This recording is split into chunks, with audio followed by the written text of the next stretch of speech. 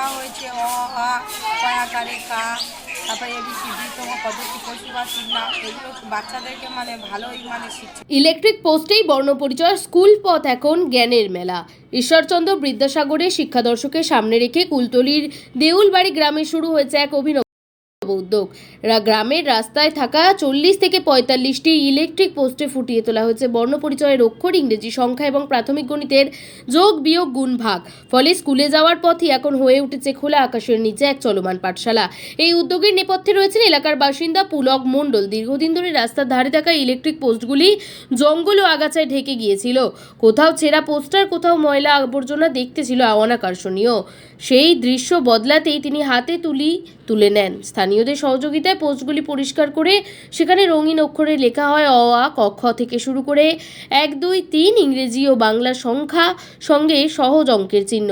গ্রামের বাসিন্দা মিনতি ভুইয়া জানান, আগে সন্তানদের নিয়ে পাঠশালায় যাওয়ার পথে এই পোস্টগুলোর দিকে কেউ তাকাতো না। এখন বাচ্চারা হাঁটতে হাঁটতে এই অক্ষর পড়ে সংখ্যা গোনে। অভিভাবকরাও সুযোগ পাচ্ছেন সন্তানদের পড়াতে। এতে শিশুদের মধ্যে পড়াশোনার আগ্রহ যেমন বাড়ছে, তেমনি গ্রাম জুড়ে তৈরি হয়েছে এক ইতিবাচক শিক্ষাবান্ধব পরিবেশ।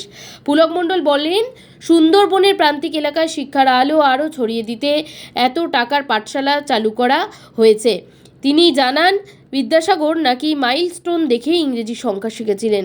সেই ইতিহাস থেকে অনুপ্রেরণা, তাই গ্রামের অবহেলিত ইলেকট্রিক পোস্টগুলিকেই শিক্ষার মাধ্যমে ব্যবহার করার ভাবনা আসে। বর্তমানে এলাকার ক্ষুদে পড়ুয়ারা এই উদ্যোগে ভীষণভাবে খুশি। শুধু পড়ুয়ারা নয়, গ্রামবাসীরাও এই অভিনব প্রয়াসকে সাধুবাদ জানিয়েছে।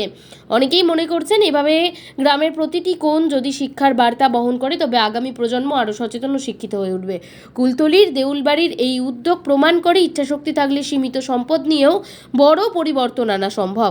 বিদ্যাসাগরের আদর্শকে ধারণ করে এক টুকরো গ্রাম আজ শিক্ষার রঙে রাঙিয়ে তুলেছেন নিজের পথঘাট।